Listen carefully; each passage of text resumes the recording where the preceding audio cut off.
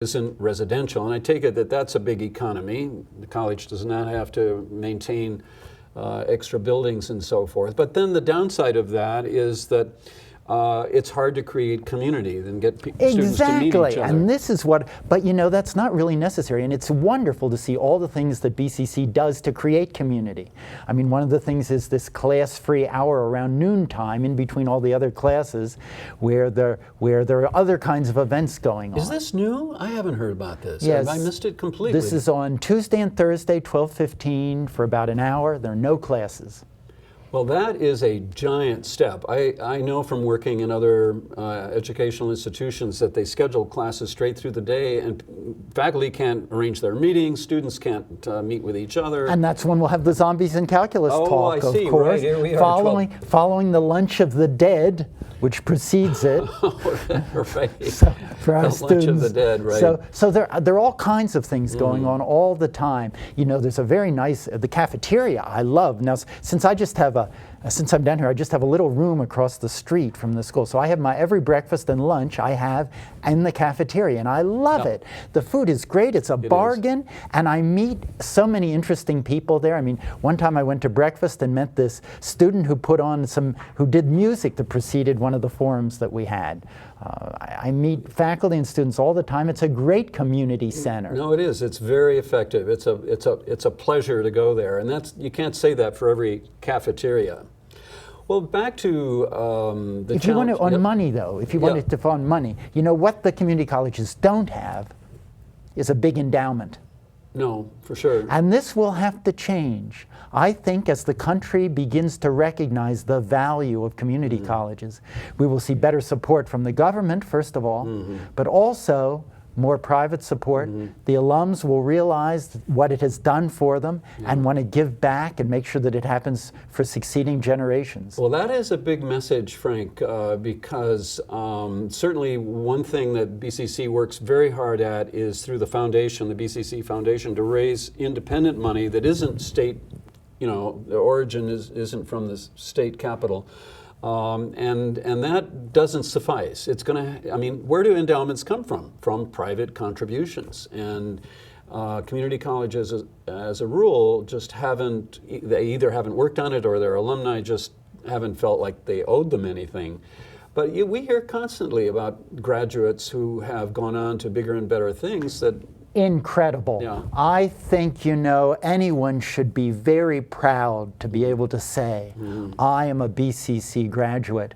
And just the stories and the people I've met already in my brief time here, it's really heartwarming. I remember one of my colleagues just down the hall said, BCC saves lives. Wow, that is a mouthful. Really. And I think that is the best way of summarizing it, because there are people who look like they have no opportunities, that the possibilities for them in life have come to a dead end, and BCC opens up everything. All kinds of jobs. Yes, you know, the nursing school is very well known, but we, you know, there are also the alums that have gone on and eventually gotten PhDs and become scientists. Well, and there's just the power of education itself. Apart from whatever professional track you may follow, the college experience is one of discovering how powerful your mind is. You know, it's been inert for a big part of our lives, often, not always, but certainly you discover the power of your mind. Of course, the undergraduates who live on campus also say you also discover the power of your body, meaning to resist the effects of too much alcohol. We don't have that problem in a community college. Yeah, thank goodness. You know, I notice that is a big difference. Who knows about people's private practice, but at least you don't have the situation of an enclosed environment that is kind of a pressure cooker. I mean, the small liberal arts colleges like Williams, where you teach, and many, many others are little pressure cookers. And we certainly don't have to cope with that. Well, different places have their great virtues and their disadvantages, right. I suppose. I think it's a miracle in this country, the strength of the educational system in all of its diversity. I think it's a wonderful and marvelous thing. But it's absolutely true that we can learn lessons from each other, I think. And that when I go back to Williams, I feel like I'll have lots of good ideas that I've learned here at BCC to bring in. And you've discussed some of those features right now. Coming in the other direction, I was thinking about, with the students all living there, maybe it's easier to get a sense of community. But I think that's something that we're getting right onto here at BCC. Well, one of my goals in my classes is to make sure that the students get acquainted with each other. Yes. So we break down into groups of 2 or 3, and I have to remember, and I do, to tell them, now be sure you exchange names and greet each other, which is not to happen. That doesn't happen as a foregone conclusion. So important, because I think everybody in class at some point feels like, oh, everybody else knows what's going on. I'm lost. I'm a failure. You have to, afterwards, you have to know the others and hear that they feel exactly the same, and they usually do. Well, you spoke about one thing that community colleges need to develop, and that is to create endowments, and I know we're working at that very hard. Yes. As you go back and forth from Williams College to BCC, do you see any other particular areas, I'm sure you're talking about this regularly with the president, that we could afford to develop a little better? Well, the reason I came was mainly the idea of academic community. Now, there already are lots of great things in that direction at BCC. Academic community, you're speaking where people just outside of class Right. are naturally talking about things of intellectual interest. Right, that's a tall order anywhere. Exactly. Yes, it is. Yeah, I mean, people, Yes. the faculty is working Yes. very hard Right. all So the I time. mean, we were together at Princeton for a while, which you think of as being exemplary in that direction, but it was not the rule there either, right? It's a difficult thing anywhere. It is, and time is precious. It's only gotten more so. I know from my experience on other campuses, as well as this one, there isn't a lot of time to just drop in on somebody else's at somebody else's office for an interesting conversation about what we just read. Well, that, seeing that magazine reminds me too about a development that we're experiencing now at BCC and everywhere, and that's the MOOC. What does that stand for anyway? Oh, these massive online courses. Right, now there's another word in there. I The forgot. premier institutions have faculty who can draw audiences, if you will, enrollments across the country and around the world. And I don't, but we don't do MOOCs so much as online courses. And have you taught those, and do you find those a good development for I haven't taught them. I think they have their place.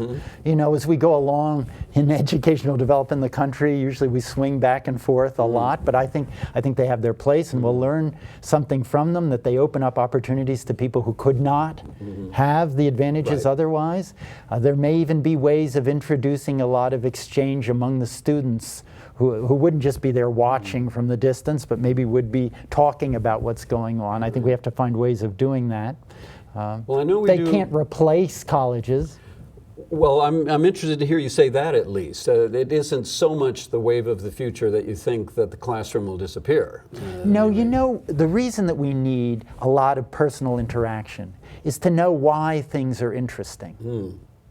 You find something's interesting when 3 of your friends have mentioned it. Now it's interesting. And yeah, so clearly face-to-face, that's where you get that vibration and where you pick that up, which you can't, because actually online learning is like being in separate telephone booths. You don't have as much. Maybe that can be improved. Well, that's actually, there's some concourse there. Finally, in our last few minutes, to continue this, I see you have one other thing to demonstrate here, but I have to quickly ask you. No, we don't have to. That's we have at BCC highly advanced classrooms. They are equipped with I think every latest Video development. projection, Video these projection. smart And screens. My favorite is the document projector. Oh, you like that? Finally, we do not have to use the old-fashioned overhead projector Yes, where you yes, have to go yes. make a copy, then Right, put it right, on right, transparency, right. then turn it upside down and turn it around, Right. and then you have to shuffle. Right. No, right now you Right. just open the book and you can show them the text, the pictures, and it's fantastic. Yes. They even have smart boards that Yes. remember what you wrote, and I Yes. thought, and I've used those, and I thought, Yes. my gosh, what a great record of my brilliant ideas. Yes. Except when I look at them again at the end of the semester, they sort of seem rather commonplace after all. But I don't think there's any replacing a table, a student, or students, and an instructor face to face, just for that. Yes. Interaction that And occurs. we've got to remember what the bottom line is. We want to share with it, we want to have that interaction that shares and develops an appreciation and understanding, greater appreciation and understanding. And you know, whether you use technology or not, whether you use the smart board or not, or calculators or not in math class, you got to remember what the bottom line is and not get distracted. Well, and two, isn't it a matter of being able to articulate, you spoke of these interests that you have, if we can, in the privacy of our mind, feel interested in something, but if we don't articulate it and articulate it with other like-minded people, it remains inside in an inchoate fashion that just doesn't accomplish the education that we want. So articulation is important. Just the thing that everybody's most afraid of. If I ask this question, it'll show how stupid I am.